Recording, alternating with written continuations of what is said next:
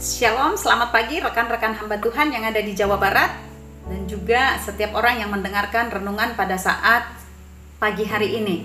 Kita bersyukur PI Jawa Barat masih tetap setia di dalam pembacaan Alkitab setahun, dan hari ini kita sudah tiba di dalam 1 Tawari pasal yang ke-7 sampai dengan pasal yang ke-9. Dan sebagai judul daripada renungan saya pagi hari ini, saya memberikan sebuah tema kecil, yaitu setia karena Tuhan kita adalah Allah yang setia.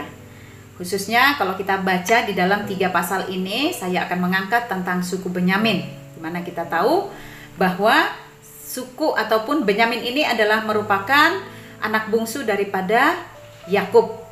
Benyamin ini merupakan suku terkecil di Israel, namun keturunan daripada Benyamin ini sangatlah banyak dan mereka terkenal ataupun ahli di dalam peperangan.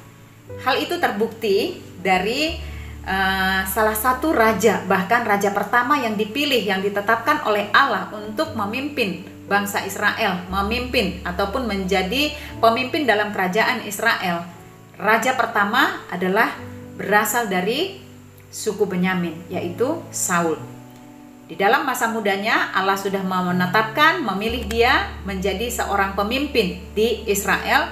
Dan bukan hanya itu saja, ternyata di dalam perjanjian baru, yaitu Rasul Paulus dalam Roma 11 ayat yang pertama juga kita bisa melihat di sana bahwa Rasul Paulus ini juga merupakan salah satu keturunan daripada suku Benyamin itu sendiri. Nah, jadi kita bisa melihat ada banyak keunikan, ada hal-hal menarik yang bisa kita pelajari daripada suku Benyamin ini. Bahkan Musa sendiri berkata di dalam Ulangan pasal yang ke-33 ayat yang ke-12 dikatakan demikian tentang Benyamin. Ia berkata, kekasih Tuhan yang diam padanya dengan tentram, Tuhan melindungi dia setiap waktu dan diam di antara lereng-lereng gunungnya.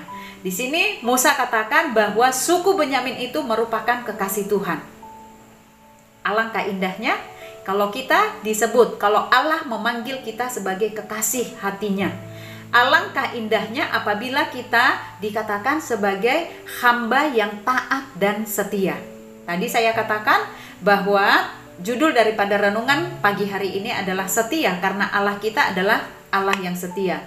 Suku Benyamin ini ada banyak yang bisa kita pelajari, tetapi kalau kita perhatikan dari kehidupan raja pertama, Raja Israel, yaitu Raja Saul itu sendiri, ada hal yang membuat Tuhan tidak lagi berkenan untuk memakai dia, yang tidak lagi tetap menjadikan dia sebagai pemimpin atau raja atas kerajaan Israel. Karena apa? Karena ada dosa yang dilakukan oleh Saul.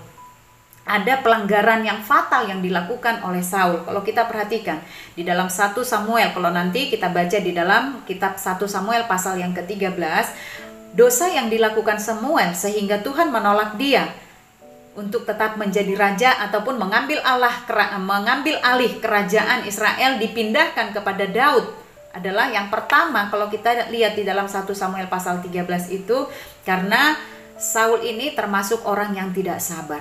Dia tidak setia. Dia tidak sabar menunggu kedatangan daripada Samuel untuk memimpin upacara persembahan korban pada saat itu. Dia mengandalkan logikanya. Dia mengambil alih yang seharusnya bukan menjadi tugasnya. Dia melakukan apa yang seharusnya bukan menjadi tanggung jawabnya. Dan di dalam 1 Samuel pasal yang ke-15, dosa kedua yang membuat Allah menjadi kecewa kepada Saul adalah ketika Saul menolak perintah Tuhan untuk menghabisi orang-orang Amalek beserta dengan ternaknya. Allah memerintahkan agar Saul menghabisi semua orang-orang Amalek itu sendiri, tetapi Saul tidak melakukannya. Dia memilih mana yang harus ditumpas dan mana yang harus dibiarkan untuk hidup. Dan ternyata ini yang membuat Saul ditolak oleh Tuhan. Pemberontakan yang dilakukan oleh Saul ini menjadikan dia tidak lagi dipakai oleh Tuhan menjadi pemimpin atas Israel. Hal yang sama juga mungkin terjadi di atas kehidupan kita. Terkadang kita bukan lagi menjadi hamba yang setia, bukan lagi menjadi umat yang tetap setia beribadah kepada Tuhan. Tetapi walaupun kita memberontak, walaupun kita tidak setia, kesetiaan kita sudah mulai berubah. Kita perlu ingat, kita perlu yakini bahwa Tuhan kita adalah Tuhan yang tidak berubah. Kasih setianya akan tetap ada pada kita.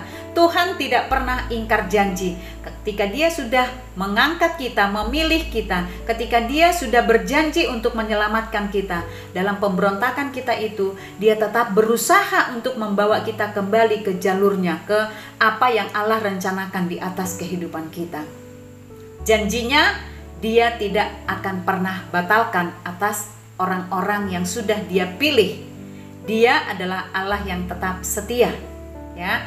Dengan kesetiaannya, mari kita belajar, kita ambil sebuah hikmah bahwa jangan kita mencoreng kesetiaan Tuhan dengan ketidaksetiaan kita. Sekali lagi, jagalah kesetiaanmu sehingga kita tidak mencoreng kesetiaan Tuhan dengan ketidaksetiaan kita.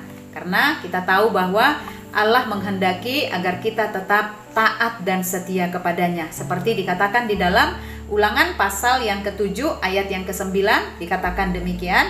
Sebab itu haruslah kau ketahui bahwa Tuhan Allahmu dialah Allah yang setia, yang memegang perjanjian dan kasih setianya terhadap orang yang kasih kepadanya dan berpegang pada perintahnya sampai kepada beribu-ribu keturunan. Artinya apa? Allah kita adalah Allah yang setia. Jadi sekali lagi, tetaplah setia karena Dia telah lebih dahulu setia kepada kita. Oke, shalom, selamat pagi. Tuhan Yesus memberkati kita semuanya.